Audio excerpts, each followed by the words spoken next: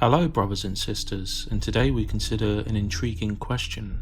Just who are the black uniformed enforcers of the party in George Orwell's 1984? Welcome comrades to 1984 Lore, the channel for all things 1984. So specifically, the question we're considering today is what class or group do these enforcers belong to?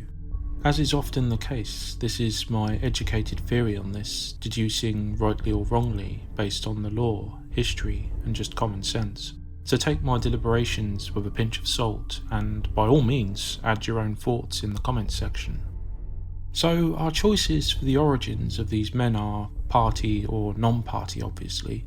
In the former category we can consider inner or outer party, then in the latter category the proles.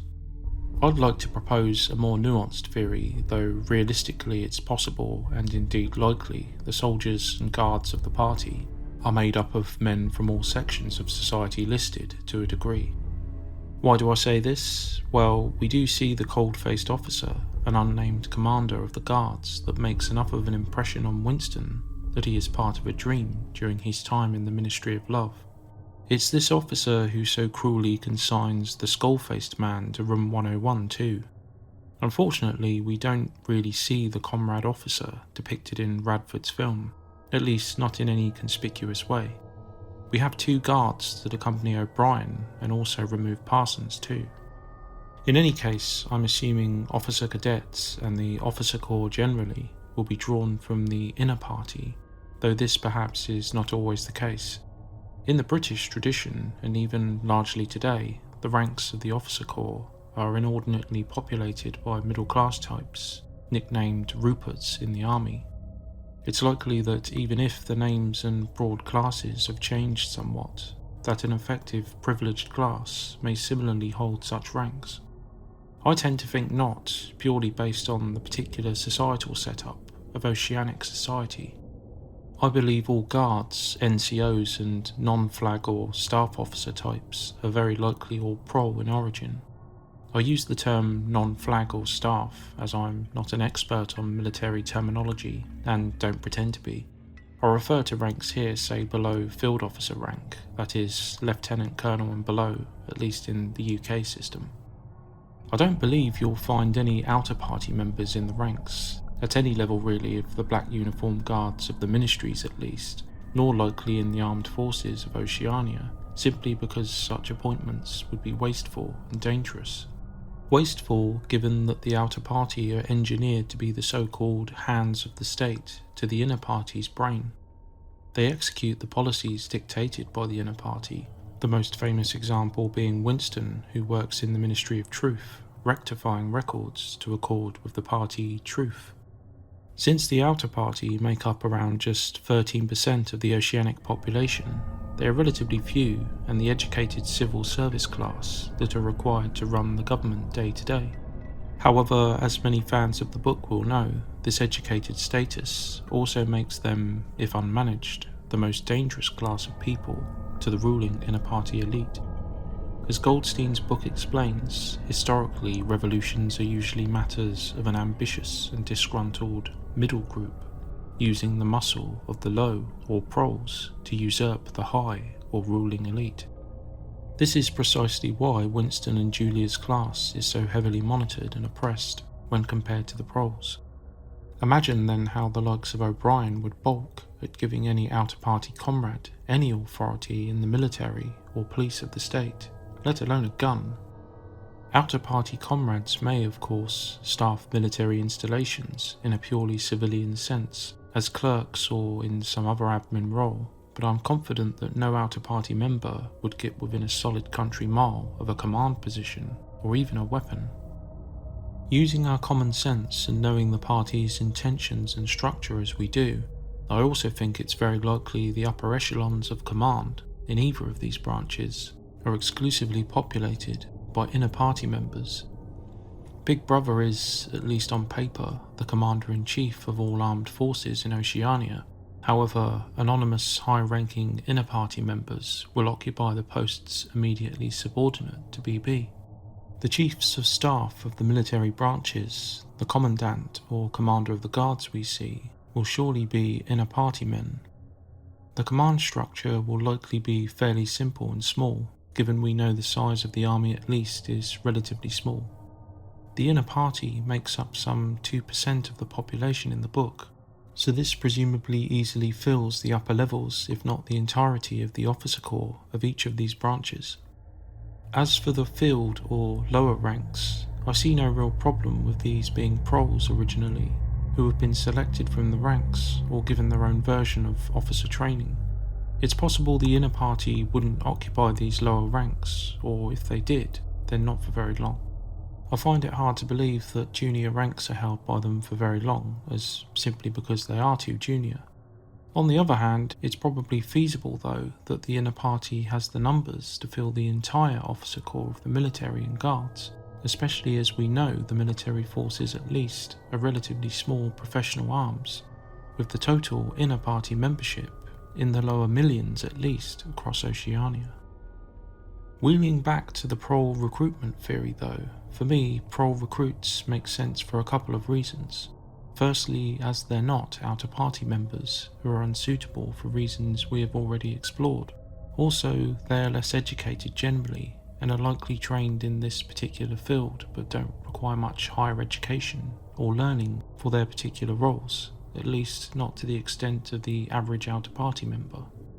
Given this, they are not prone to thought crime or likely to become politically dangerous. I also believe that prole recruits for these roles make sense given the economic sense it makes for them. We all know that the party structure and hold on society is partially based around a manufactured poverty that keeps the proles generally in a state near to starvation.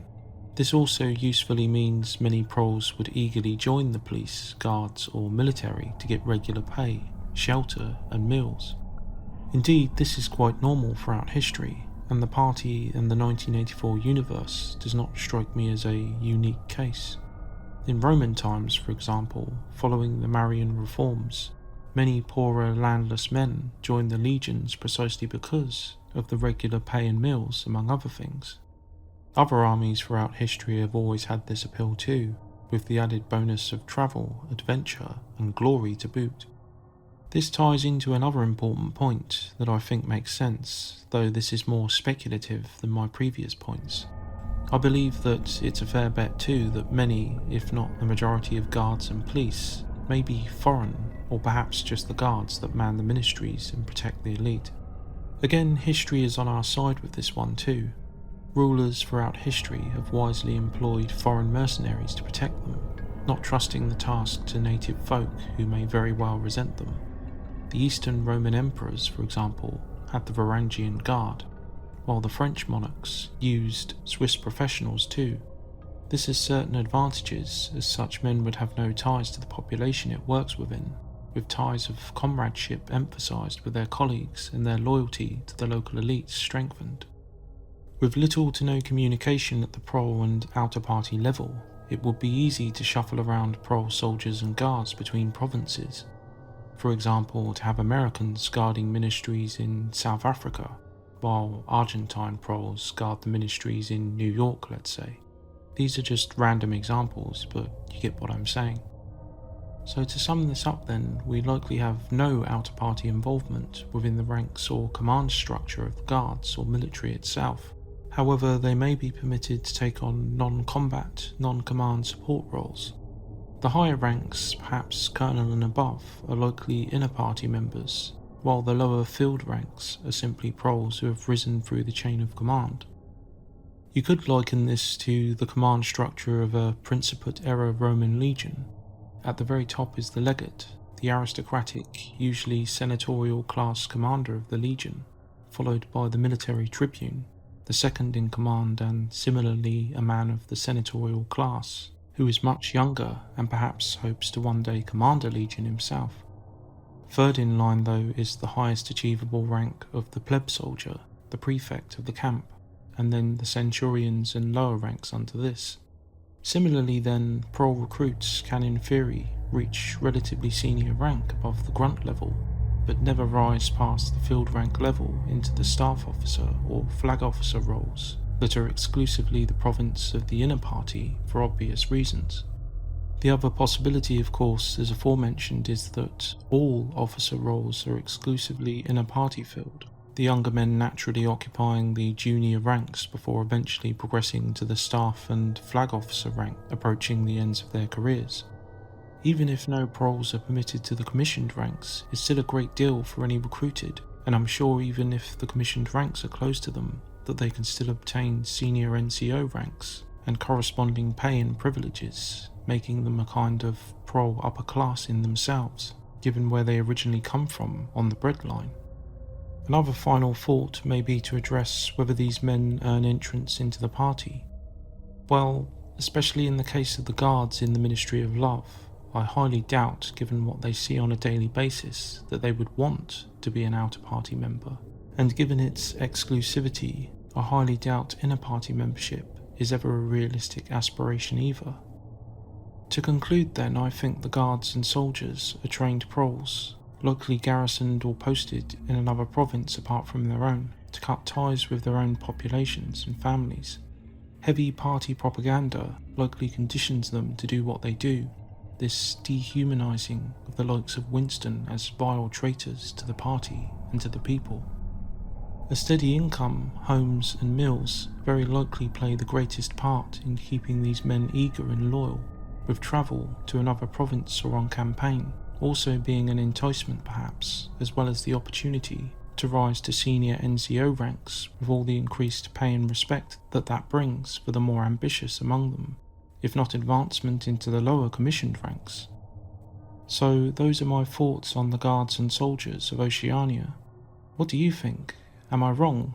Are outer party members given command over troops or allowed to bear arms? Can you think of another theory of the soldier and guard's origins?